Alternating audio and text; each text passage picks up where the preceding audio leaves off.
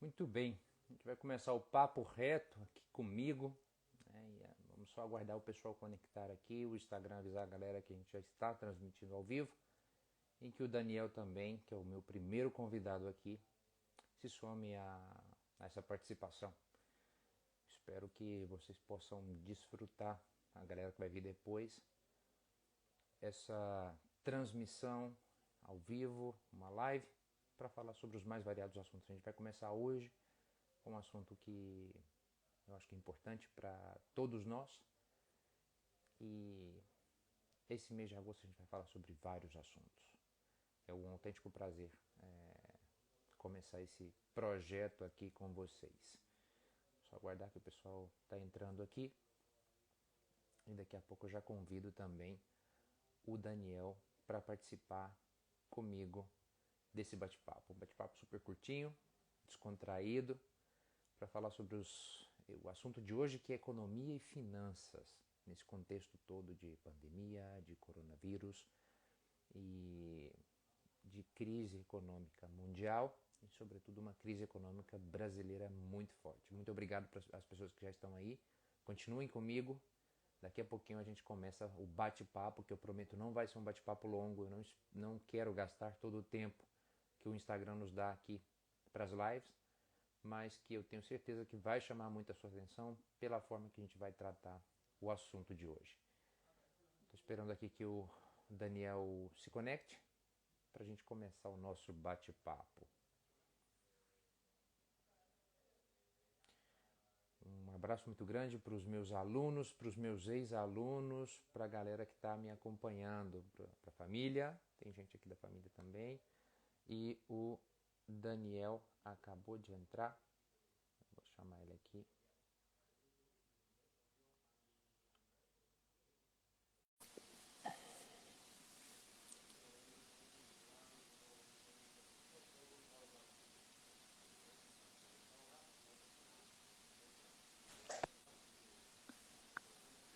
Muito bem, aí, boa tarde, boa noite, Daniel. Satisfação te Boa receber. noite, já igualmente. Boa noite aqui, boa noite aí, né? Para mim aqui já é quase boa madrugada, né? Como a gente tem uma diferença horária de 5 horas nessa época do ano entre o Brasil e a Espanha, e agora são 11h18 aqui, são 6h18 aí no Brasil, Aham. então vai dedicar esse tempo aqui para conversar com as pessoas, para fazer esse papo reto, esse bate-papo entre amigos, para tentar de alguma forma contribuir com que as pessoas tenham informações de qualidade e consigam, dentro dos nossos círculos, compartilhar e pensar um pouco mais sobre os mais variados assuntos. É um prazer te receber aqui nesse primeiro Papo Reto, você que vai falar sobre economia e finanças, já eu te apresento. E é uma Perfeito. satisfação, é uma autêntica satisfação começar esse novo projeto, essa temporada desse projeto aqui com você. Antes de começar e antes de apresentar o Daniel, eu gostaria muito de registrar aqui também, nessa semana que o Brasil completou 100 mil mortos, já estamos com mais de 101 mil mortos pela Covid-19, os meus sentimentos, por sorte, eu digo por sorte, ninguém na minha família foi acometido por isso e a gente não tem que sofrer o luto na minha família, mas a gente sofre o luto pelas outras famílias, todas as famílias do Brasil. É uma coisa que dói muito. E também, como internacionalista que sou e compartilhando com as pessoas, vale muito a pena aqui deixar registrado os nossos sentimentos para o pessoal, para a galera, para a gente, para os seres humanos que estão em Beirute e que sofreram com esse ataque, com essa explosão no Líbano, né? Então vale a pena a gente registrar isso e deixar aqui os nossos sentimentos de que algum dia a humanidade vai ter jeito e algum dia a gente vai ser um pouquinho melhor, né? Bom, galera, eu recebo aqui, eu tenho uma colinha, claro, né? Eu recebo aqui hoje o Daniel Oliveira, né? Ele que é consultor independente já, consultor financeiro independente há 4 anos, e ajuda, né? De acordo com as palavras dele, ele ajuda as pessoas a terem mais organização e planejamento das suas finanças. Além disso, ele é pai do Benício. Daniel, muito bem-vindo aqui com a gente. Eu espero fazer aqui um escrutínio, sugar de você as melhores dicas e as melhores perspectivas de como conseguir conciliar, sobretudo nesse tempo agora, nessa situação tão dura que a gente está vivendo, tanto no Brasil quanto no mundo, uma luz no fim do túnel para a gente conseguir avançar e ter uma saúde econômica e financeira pessoal, da nossa unidade familiar, e também isso contribuindo, claro, com a sociedade em geral. Lembrando a todos nós, a toda a gente que está acompanhando aqui, que isso não surge do nada. Eu pensei nesses bate-papos de falar de vários temas com as pessoas. Hoje eu estou enrolando um pouquinho com essa apresentação, mas é isso mesmo. Porque eu acredito, eu sou um partidário dos Objetivos do Desenvolvimento Sustentável. São 17 objetivos fixados pelas Nações Unidas, com vários países, que tem um desafio de chegar até 2030 com uma humanidade melhor. Pensando nas pessoas, sem deixar ninguém para trás, e também pensando em como fazer com que a sociedade seja uma sociedade melhor. Pessoas, parcerias e projetos e fazer com que o mundo seja melhor. A gente já está em 2020. E a melhor forma que eu pensei foi de conversar com os meus amigos, começando aqui com o Daniel, sobre os mais variados assuntos. Muito bem, Daniel, feita a sua apresentação, a primeira coisa que eu te pergunto, cara, vocês que operam aí na orientação financeira, como é que vocês viram a mudança do comportamento das pessoas agora na pandemia, sobretudo aí no Brasil, com relação a economia e finanças? Sim. Hugo, eu acredito que esse período, ele é um período que leva as pessoas primeiro a repensarem um pouco seus gastos. Então, quando você se vê numa situação que a parte externa nos força a fazer algo, seja ela por um fator muito pessoal, como desemprego, uma questão de saúde, etc., a primeira coisa que a pessoa faz é repensar os seus gastos. Então, conversando com as pessoas, né, seja com os meus clientes, ou vendo como é que as pessoas se comportam, esse foi o primeiro ponto que eu percebi. As pessoas começam a repensar os seus gastos. Claro que depois de um tempo a gente perde um pouco o controle, a gente perde um pouco a mão, porque é um período que psicologicamente ele é muito frágil, né? Então, assim, todos nós ficamos psicologicamente frágeis, seja em quarentena, ou seja, precisando ir trabalhar enquanto o resto todo está em quarentena. Então, assim, em algum momento as pessoas começam a se perder nesse sentido, mas eu acredito que mesmo assim, o repensar os gastos é importante. E eu fiz uma pesquisa essa semana na internet e 80% das pessoas me responderam que elas passaram a poupar mais nesse período de pandemia. Então eu acredito que sim, esse fato de repensar os gastos e essas pessoas provavelmente não foram atingidas por uma renda mais baixa, elas conseguiram poupar mais. Então assim, eu acredito que tem várias vertentes de comportamento. Quem consegue diminuir os gastos com certeza fez isso. Quem teve uma estratégia de vendas ou uma estratégia comercial boa e conseguiu ter uma receita maior. E outras pessoas também mantiveram o mesmo padrão, abaixaram os gastos e utilizaram essa sobra aí para conseguir poupar um pouco mais. Né? Isso é muito curioso, não é, Daniel? Porque no final das contas, esse repensar os gastos, o confinamento que aconteceu para várias pessoas, não posso dizer para você que aconteceu com todas, porque teve muita gente que foi obrigado a sair, a trabalhar, mas muita gente, e conversando com várias pessoas, a gente percebeu que gastos que eram completamente innecessários, desnecessários, foram cortados.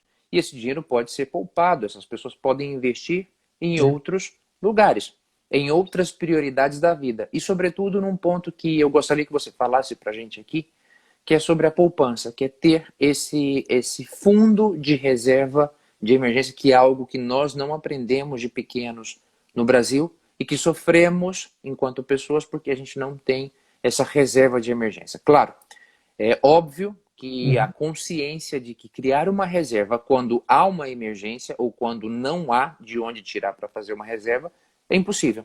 Mas pelo que você acaba de me comentar aqui, essa mudança no perfil dos gastos das pessoas, essa diminuição dos gastos que eram dados como desnecessários, pode gerar nas pessoas alguma margem para guardar, para poupar algum dinheiro. O que você pode falar para a gente sobre isso? Com certeza. E eu não digo nem apenas gastos desnecessários, eu digo, nós fomos, assim, nós que ficamos, seja em quarentena ou as pessoas que foram obrigados a trabalhar, as nossas opções de lazer elas foram muito diminuídas. Então, as opções de lazer praticamente é ver filme em casa, é assistir televisão, poder jogar um videogame, quem tiver isso em casa. Então, assim, são opções caseiras, que elas normalmente consomem menos dinheiro. Então, as pessoas não saíram mais para comer em restaurante, para se reunir com os amigos, para ir a show, para ir a balada, etc. Então, eu não digo nem que são gastos desnecessários, porque eu não considero o lazer um gasto desnecessário.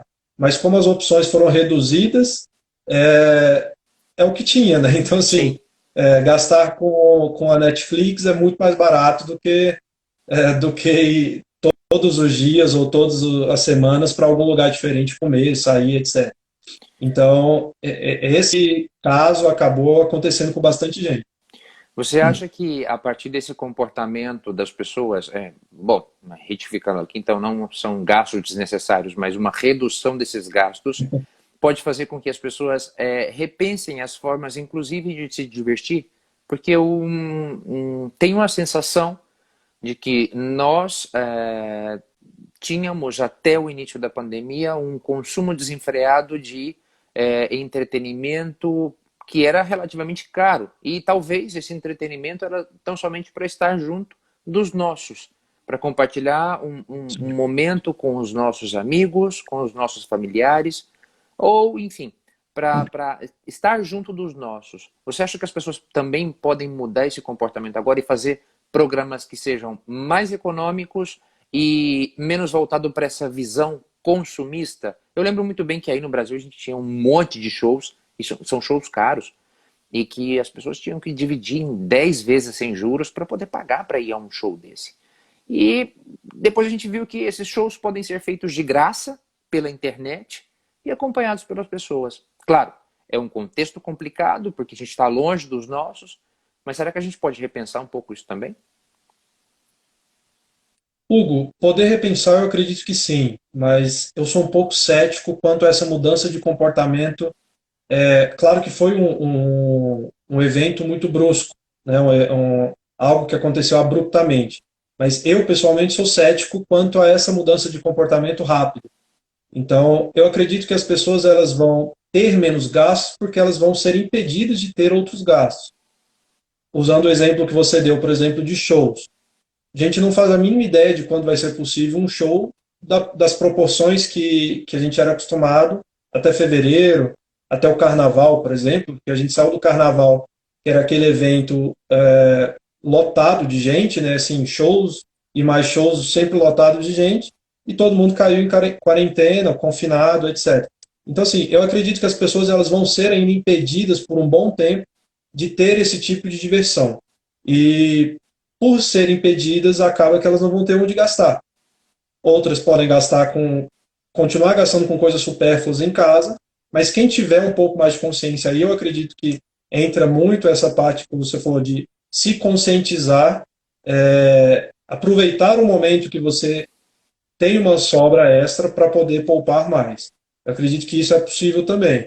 Eu até estava conversando outro dia com a patroa, e eu falei para ela que eu gosto muito de uma história bíblica do José do Egito, algumas pessoas devem conhecer, que José do Egito teve um sonho, que nesse sonho Deus mostrou para ele, né, para quem acredita em Deus, eu acredito, mas para quem acredita vai lembrar da história. Ele teve um sonho que durante 7 anos o Egito ia ter fartura e depois 7 anos o Egito ia ter miséria. Ele foi governador, ele foi alçado ao governo do Egito e durante os 7 anos de fartura ele soube poupar. Então ele soube poupar, soube encher os depósitos de comida, porque a miséria iria vir. Então, assim, nós não sabemos a data que as coisas vão acontecer, como o sonho de José mostrou para ele. Mas a gente sabe que um momento ruim vai acontecer. Então, assim, as crises vão acontecer. Existem modelos e modelos matemáticos que mostram que as crises elas são cíclicas, algumas duram de 8 em 8 anos, outras de 20 em 20, mas a gente sabe que elas vão vir. E por que, sabendo que elas vão vir, a gente não se prepara para elas no momento que não está em crise? É justo. Por que que no momento que a gente está ganhando bem, está sobrando dinheiro, a gente não se prepara para aquele momento que provavelmente ou os nossos gastos vão aumentar ou a nossa receita vai diminuir? É justamente isso que eu queria te perguntar, Daniel. Apesar de duro esse momento, a gente sabe que algum dia ele vai passar. E que crises, elas não precisam necessariamente vir de fora, ser crises externas, senão crise na própria família, a perda de um emprego, uma doença que não. Bom, as doenças não são planejadas, mas algo que vem com muita força. Como é que você pode. Como é que a gente pode se preparar para essa nova realidade? Claro, lembrando aqui, dentro do possível, da realidade das pessoas. Como é que você pode. Como é que a gente pode se preparar para isso? Hugo, eu acredito que as pessoas elas podem primeiro se educar mais. Então, assim, tem muita gente que fala, já que a crise vai vir, eu não vou fazer nada, porque, como se fala, ela vai vir mesmo, eu não tenho o que fazer. Mas já que isso vai acontecer, a pessoa pode se educar para saber o que pode ser feito naquele momento. Então, assim, tem muitas válvulas de segurança dentro do mercado financeiro que a pessoa pode lançar mão para se proteger disso, né? Claro que ela não vai evitar que algo ruim aconteça, mas ela vai diminuir o impacto que esse evento vai ter na vida dela. Seja ele um problema de saúde, como você citou, que a gente nunca sabe quando acontece, pode ser um desemprego, pode ser para quem é dono de negócio, até um momento ruim no negócio, ou uma crise externa, como aconteceu agora com a Covid-19. Então, assim, as crises vão chegar. O nosso ponto é que ninguém sabe quando elas vão chegar. A gente pode se proteger. Tem vários mecanismos no mercado que pode ser feito isso. E você citou um na primeira pergunta, que é a reserva. Então, assim, para quem nunca investiu na vida, não faz sentido de cara você ir comprar uma ação na bolsa de valores, seja onde que você morar, porque está na moda. Muita gente segue a moda no investimento também, sendo que o investimento ele tem uma lógica. A gente precisa primeiro se proteger para depois poder ter uma acumulação, né? Para depois poder ter um retorno maior, como aquele amigo que você conhece tem, ou como aquela pessoa que você viu na internet tem. Perfeito. Olha só, Daniel, você falou aí conjunto de palavras que dá muito medo nas pessoas, né? O mercado financeiro. Mas, nos últimos tempos, e agora com essa democratização, com essa maior intensidade das pessoas na internet, várias ferramentas digitais foram disponibilizadas para o brasileiro aprender, em primeiro lugar, como investir e como poupar, e em segundo lugar, a investir, né? Vários bancos digitais, Sim. bancos de investimento. O que você pode falar para a gente sobre isso? É algo que não tem mais volta, assim.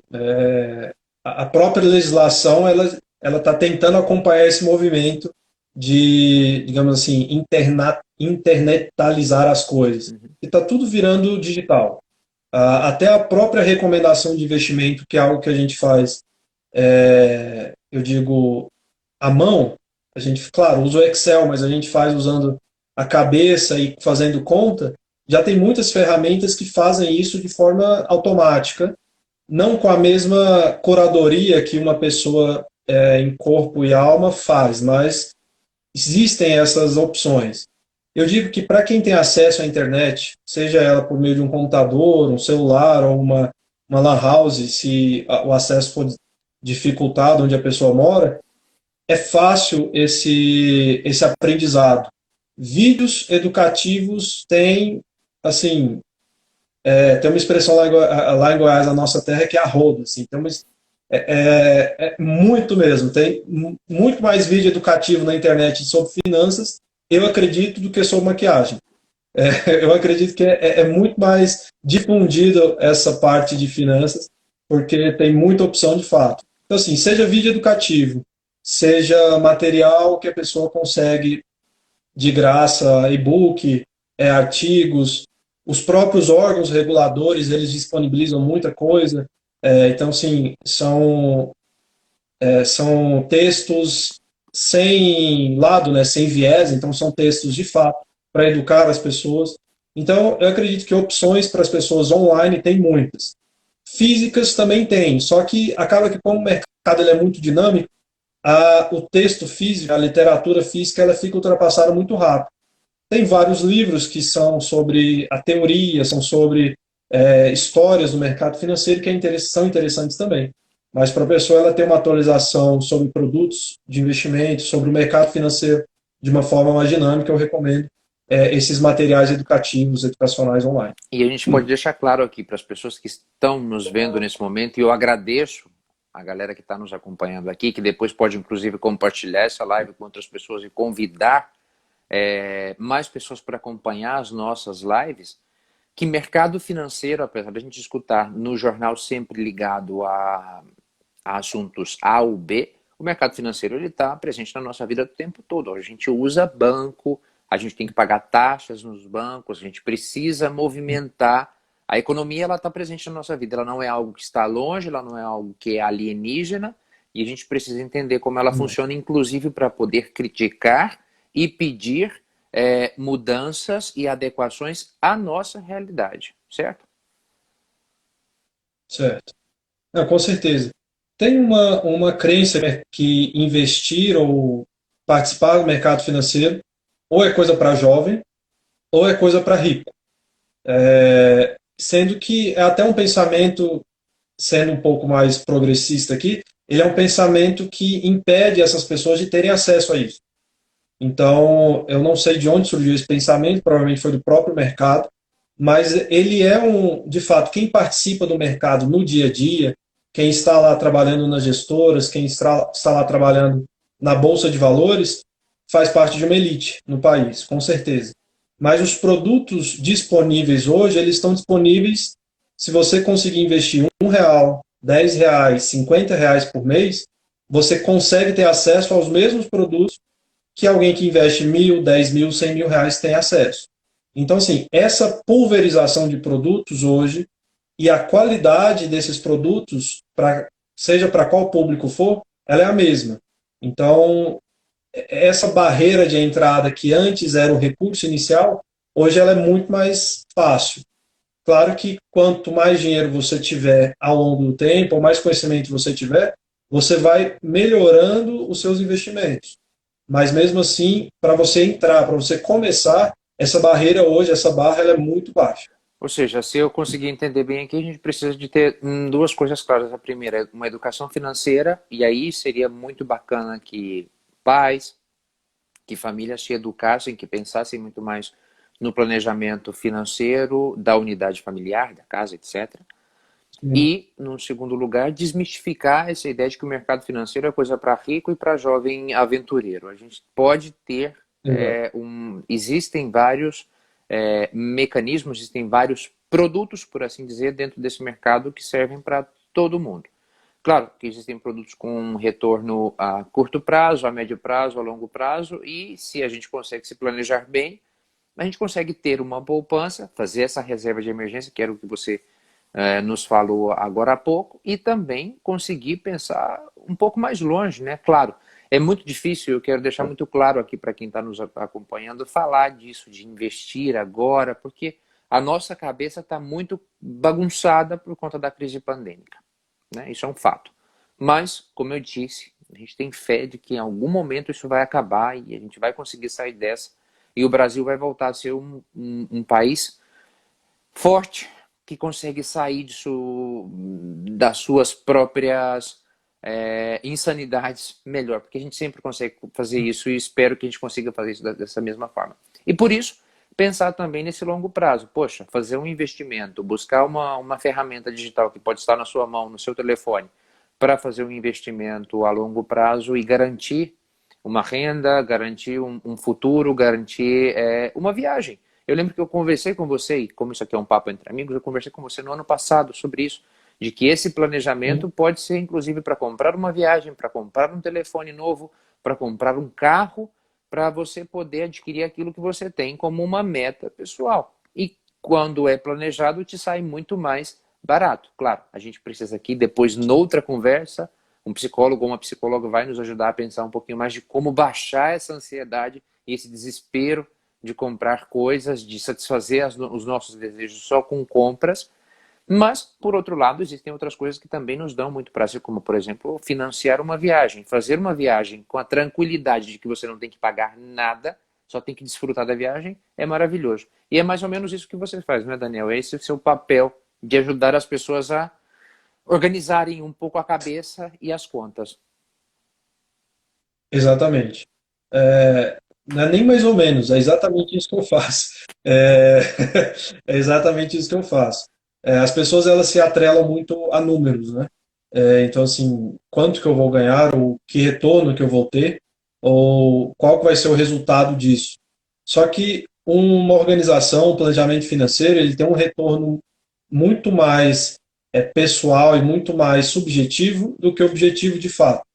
Claro que gera um retorno financeiro melhor, porque talvez a pessoa tenha um investimento que hoje ele não é tão bom, que ele pode ser melhorado, uma organização que pode ser melhorada, mas a simples tranquilidade que a pessoa vai ter de ter as suas contas organizadas, de ter a sua receita programada, de ter a sua reserva funcionando e os seus investimentos bem alocados, essa tranquilidade ela é muito mais valiosa do que o rendimento que ela tem no investimento. Ao longo do tempo ela vai priorizando o rendimento, mas no início essa tranquilidade, essa paz de coração é maior para as pessoas. Então, eu acredito que um trabalho de organização financeira ele deve proporcionar isso às pessoas. Primeiro, uma tranquilidade, a pessoa conseguir olhar para aquilo e falar assim, ah, não, agora eu me sinto tranquila porque está tudo nos seus devidos lugares. É como se você vai ao médico e faz um check-up, depois do check-up você descobre o que precisa ser feito e resolve tudo. Então, provavelmente tem alguma coisa ali que você precisa cortar da alimentação, ou algum exercício que precisa ser feito, e quando você vai fazendo, você vê o resultado daquilo. Então, a organização financeira, fazendo esse paralelo, ela é muito parecida, porque nada é do dia para a noite. Então, assim, nada você vai ver feito no dia seguinte ou na semana seguinte, mas você vai tendo uma tranquilidade, vai tendo uma paz ao longo do tempo, que a pessoa se acostuma àquilo. E dificilmente ela lembra, ela quer voltar como era antigamente. É bem curioso esse movimento, porque a gente tem que trabalhar muito isso emocionalmente, porque de alguma forma a gente acaba descontando nas contas e vai vivendo no dia, né? Uma expressão que é muito Sim, espanhola aqui, eu não sei se a gente usa ela muito no Brasil, que é viver al dia, sabe? Assim, você vive com o que você tem para o dia e no dia seguinte tem que se outra vez se reinventar. E o brasileiro, nós brasileiros, a gente consegue fazer isso muito bem, só que isso gera um cansaço, uma fadiga mental que depois nos arruína. E talvez agora sim. nesse momento repensar, aproveitar. Eu sei que você é cético, também sou um pouco cético disso, porque essa mudança abrupta no comportamento, ela não vem assim tão forte. As pessoas podem mudar o comportamento por um momento, mas depois elas voltam.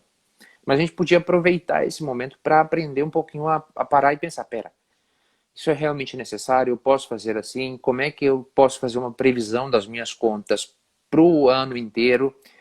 Prever uma forma de poupar um pouquinho, é, tentar sair das armadilhas de dividir as coisas. Isso é muito do Brasil, essa coisa de financiar, dos países onde eu passei, de financiar tudo em 12, 24, 36 meses, é carregar uma dívida por muito tempo. Claro, é uma forma de acessar o mercado, de ter coisas básicas que Sim. são necessárias até, mas por outra parte, outras coisas a gente pode, inclusive, tentar respirar.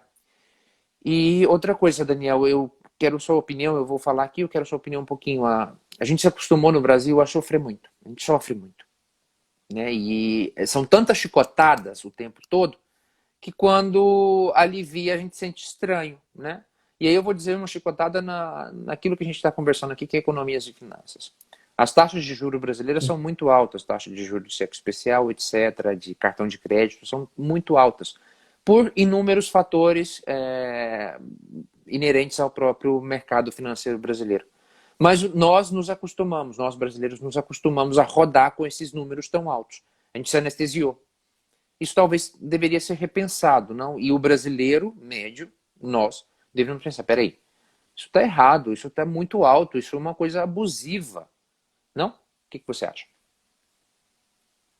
Eu concordo.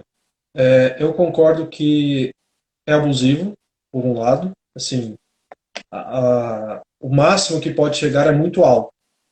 Só que, de outro lado, a gente tem uma população que ela é acostumada a recorrer ao crédito. Então, o brasileiro médio, como você falou, e aqui a gente tira normalmente os extremos, né? Então, tem gente que não tem acesso ao mercado de crédito e tem gente que não precisa. Mas o brasileiro médio, ele é muito acostumado a recorrer ao crédito. Então, você mesmo falou, a gente passa meses e anos adiantando receita, adiantando, parcelando várias contas. Então, a gente é acostumado a isso. E quando a gente, por exemplo, encontra uma pessoa que fala, eu comprei isso à vista.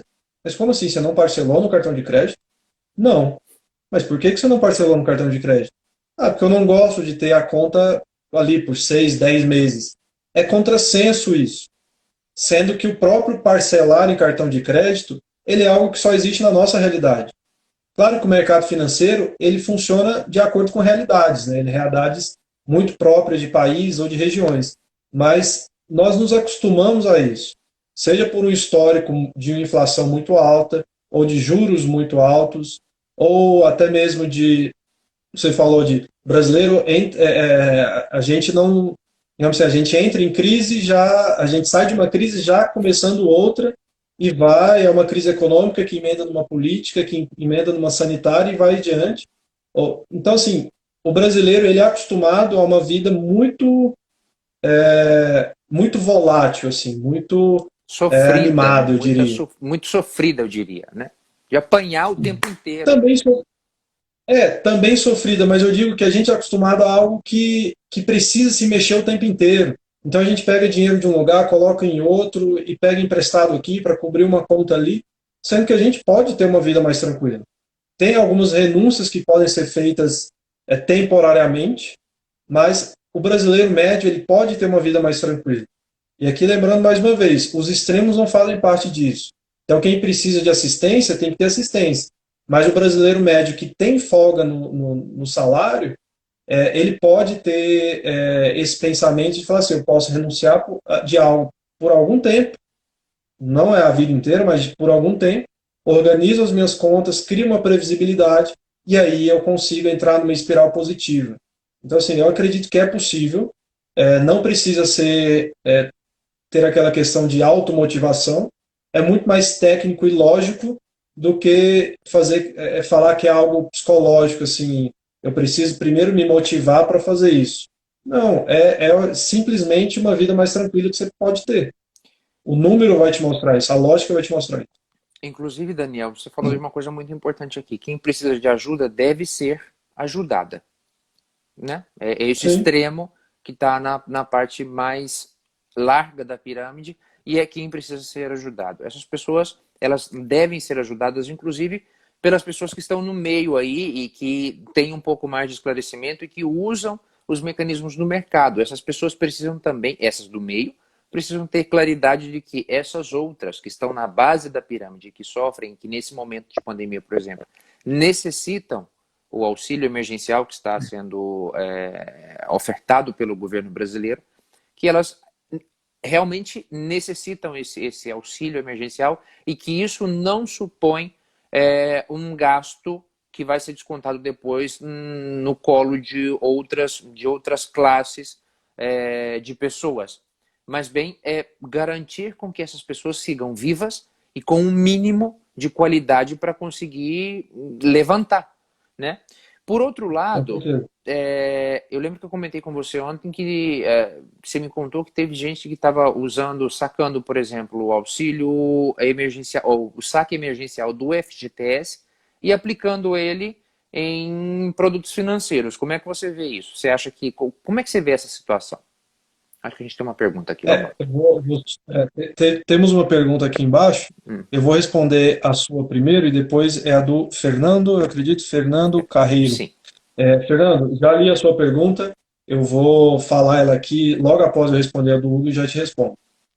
Na verdade, Hugo, só desfazer uma confusão. Usar o saque emergencial do FGTS para investir é uma Ah, boa, ok, porque é um dinheiro que ok, você não estava esperando. ok, ok. Ok? O auxílio emergencial que o governo designou para as pessoas que realmente estão sem renda ou tiveram uma baixa muito grande na renda, que eu considero algo até antiético você investir esse dinheiro.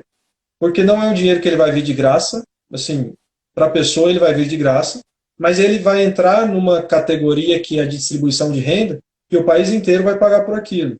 Então, se você pegar aquilo e investe, não é algo muito interessante de ser feito. Então, assim, tinha pesquisas no Google onde eu posso investir o auxílio emergencial. O auxílio emergencial ele deveria ser usado para comprar comida, para comprar, para ir na farmácia e comprar o que for necessário, e não para fazer investimento. Mas aí é algo pessoal, né? Algo que as pessoas realmente têm que ter consciência de que aquilo é emprestado do país inteiro para uma situação emergencial. Por isso que o papo é A pergunta reto, por isso que do rapidinho, Daniel, por isso que o papo é reto eu falo aqui com um tranquilo. especialista, porque ele me corrigiu aqui. Então, olha só, o saque emergencial do FGTS, que é um fundo que as pessoas têm no Brasil, pode ser utilizado sim. Mas o auxílio emergencial, que em teoria é para pessoas muito específicas, por um perfil muito específico de pessoas que estão necessitando dele agora, isso não é legal. Galera, não é legal, não é ético e, inclusive, me parece muito estranho que alguém esteja aplicando o auxílio emergencial que deveria ser usado para pessoas que estão necessitando desses R$ 600,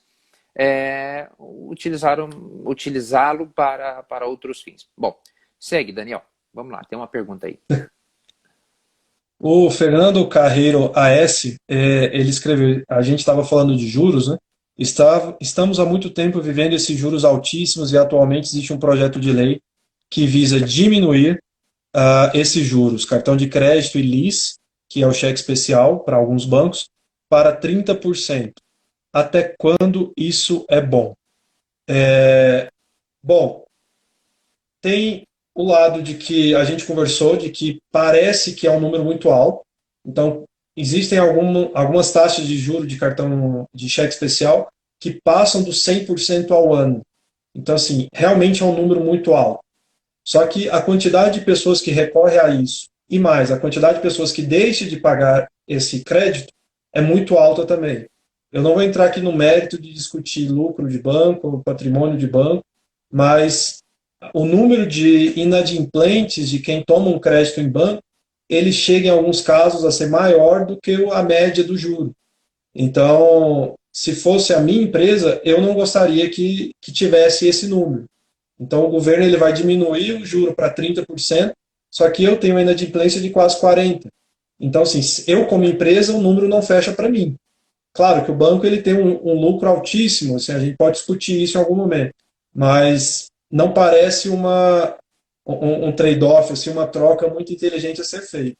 E todas as vezes que o governo ele quer regular o mercado em pontos específicos, em termos de oferta e demanda, o resultado ele não funciona muito bem. Então, teve uma conversa no início da crise, no início dessa crise agora, sobre o governo limitar preços de alguns alimentos, de alguns itens de supermercado, né? Então, assim, alguns itens necessários, como a cesta básica, por exemplo, o governo ele limitaria o preço desses itens. Normalmente isso gera um problema maior do que de fato o preço ficar livre, o preço ficar flutuante. Eu, como financista, eu dou aqui o meu pitaco pequeno, eu não sou economista, mas eu sou um financista, mas normalmente o efeito disso na economia não é muito positivo. Eu concordo contigo, enfim, a gente precisa repensar muito mais centrado nessa ideia de que se a gente muda o nosso comportamento pessoal e tem um comportamento que não recorre tanto a esse crédito, os bancos vão continuar oferecendo o produto, mas com uma procura menor, talvez eles estejam impelidos a nos oferecer produtos que sejam mais atrativos do ponto de vista de juros mais baixos, etc. Mas, enfim, isso é uma discussão que a gente teria que levar aqui horas e horas para pensar sobre isso e falar sobre e criticar todo o sistema financeiro e bancário, etc., do Brasil.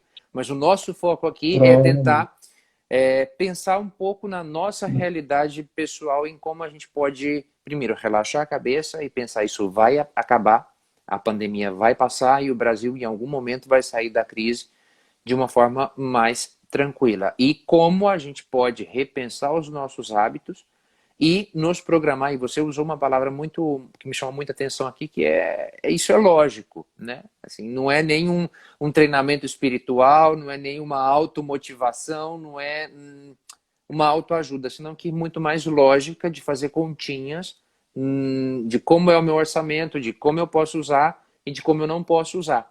E ter a consciência de, inclusive, ser muito claros, e aqui eu compartilho um pouco a minha experiência pessoal, de poder dizer para as pessoas, olha, esse fim de semana eu não posso sair porque eu estou apertado. E não Exato. acontece nada. Ninguém vai deixar de ser seu amigo porque você não saiu com eles naquele fim de semana. Eu acho que ficar com isso na cabeça ajudaria e muito a gente a avançar nisso. O que você acha? Com certeza, com certeza. É até algo que eu tinha lembrado antes na conversa e eu deixei para depois, que a gente fala pouco de dinheiro. Dinheiro parece que é pior do que sexo ou religião. Ninguém conversa sobre isso. Então, assim, os pais não conversam com os filhos, os cônjuges não conversam, as pessoas elas não costumam falar de dinheiro. Eu concordo que pode ser, assim, pode ser meio ruim você falar para as pessoas quanto você ganha, quanto você, digamos assim, se você está endividado, as pessoas podem te olhar com outros olhos. Mas conversar sobre dinheiro com alguém que você confia e conversar abertamente mesmo, eu acredito que é muito importante. Não um profissional, eu digo, mas alguém do seu ciclo de confiança. E criar essa cultura de falar de dinheiro para você que vai ter filho agora, ou tem um filho pequeno, ou até criança, adolescente, começar a criar essa cultura de conversar com essas crianças, com esses adolescentes desde pequeno, o mais cedo possível, para falar sobre dinheiro, porque acaba que os pais, muitas vezes, privam os filhos dessa conversa, e os filhos crescem achando que o mundo é um mar de flores, assim, o mundo não é aquilo, né? Eu preciso trabalhar para ganhar dinheiro. Eu preciso fazer alguma coisa para controlar as minhas despesas. Minha família não vai poder me ajudar para sempre, assim, ele pode ajudar em algum momento específico, mas para sempre eu acho meio difícil. Então, assim, conversar sobre dinheiro é uma coisa que a sociedade não faz, e não faz mesmo. Algumas famílias fazem isso de forma esporádica, mas não é uma cultura nossa, não é a cultura do brasileiro. E isso gera muita coisa. A gente não é ensinado na escola, a gente não é ensinado em casa. A gente é ensinado na vida. A gente apanha muito, como você falou, para ser ensinado na vida. Pode ser por conta própria, contratando um profissional, mas a gente é ensinado na vida. Eu acredito que se isso vier da escola ou vier de berço, é interessante, seja qual for a classe econômica que a pessoa tiver inserida, seja qual for. Eu acredito até que quem tem menos dinheiro, quem está na parte mais baixa da pirâmide, ainda conversa mais sobre dinheiro do que quem está na classe média. Porque eu vejo muito isso. A classe média brasileira ela vive meio que um conto de fadas. Então, a gente está muito mais perto da base do que do topo. Só que a gente não fala de dinheiro, porque se falar vai dar a entender que a gente está perto da base. Então, a gente precisa falar mais de dinheiro para talvez um dia melhorar, né, essa pirâmide. É bem um conto de fadas mesmo. De se falar, ele desmonta. Então, se eu comento que se eu sou classe, no exemplo, se eu Exatamente. sou classe média baixa e comento sobre o arroxo que teve esse mês específico, porque o carro precisou, eu tive que pagar o IPVA, etc. E as pessoas vão me olhar com maus olhos. É aquela sensação de que eu tenho que ter dinheiro disponível para fazer tudo o tempo todo. E todo mundo sabe, é uma hipocrisia enorme, porque ninguém tem dinheiro Sim. disponível o tempo todo para fazer tudo. Sobretudo, bom, as pessoas que estão aqui nesse espectro que a gente está conversando mais. Então, acho que é super bacana a gente falar sobre isso mesmo e criar essa cultura de falar sobre dinheiro. Né? Dinheiro é um papel, é um meio de troca, mas é a base onde a gente tem aí o funcionamento da nossa relação social. Basicamente, o Fernando falou aqui para a gente que, inclusive, é bem importante, principalmente quando você está interessado em entrar nesse mundo de investimentos, essa troca de experiências ela é muito importante. Valeu, Fernando, pelo seu comentário, é bem isso mesmo que o Daniel está falando aqui para a gente. Bom, a gente já está caminhando para o fim. Eu vi aqui que a Fernanda Parreira apareceu. ela está aqui, ela é a minha convidada amanhã, a gente vai falar, vai discutir sobre o SUS, a importância do SUS, o quão o SUS é importante, o quanto a gente viu que o SUS é importante nessa pandemia agora. Obrigado, Fernanda, por acompanhar aqui um pedacinho dessa live de hoje. E, Daniel, eu te deixo agora o espaço para você fazer os seus comentários finais. Claro. Bom, eu acredito que, pensando no teor da conversa, as pessoas elas podem primeiro se preocupar em ter uma organização financeira mais eficiente. Então, assim, elas controlarem melhor as suas despesas. Pode ser no momento de crise, porque é o momento que a gente está vivendo agora. A gente tem muito costume de deixar as coisas para depois, né? Então, assim, quando eu ganhar mais, ou quando essa conta aqui sair do meu orçamento, ou quando eu te sobrar 500, sobrar R$ 1.000, e esse quando ele pode nunca chegar. Então, seja por qualquer motivo for, esse quando ele pode ficar para sempre. A gente pode fazer algo imediatamente, qualquer condição que você estiver, exceto, claro, se você precisar de ajuda, a gente tem que procurar ajuda para esse tipo de situação. Mas se você já tem uma condição que você consegue fazer uma organização financeira, comece hoje, faça essa organização financeira, controle bem os seus gastos, entenda como funciona a sua receita, como que ela entra, para onde que ela vai, e a sobra que normalmente é gastada, né? A sobra que você gasta normalmente com o que vier à cabeça, guarde, faça uma reserva, comece pela poupança. Assim, muita gente crucifica a poupança porque não rende nada, mas a poupança é uma porta de entrada muito boa para o mercado de investimento. Então, quando a pessoa entende como funciona a poupança, e quando a pessoa cria a disciplina de colocar ali 20, 30, 40, R$ 50 por mês na poupança, esse efeito aqui ela leva para qualquer investimento que ela fizer. Então ela sabe como funciona juro composto, ela vai entender que ela precisa de disciplina para o dinheiro crescer, que a poupança não vai crescer o dinheiro sozinho para ela. Então, assim, esses efeitos são interessantes. Então comece, nem que seja da poupança, mas comece. Eu acredito que é muito importante a pessoa fazer algo do jeito que ela está agora e não esperar algo acontecer, assim, não esperar o coach gosta muito de uma expressão que é mindset, que eu acho assim, eu tenho ojeriza essa palavra, todo mundo fala assim, tenha um mindset vencedor. Não espere você ter um mindset vencedor. Então, assim, faça do jeito que você está hoje, achando você do jeito que você é, só comece e essa disciplina vai ser muito importante para o futuro. Maravilha.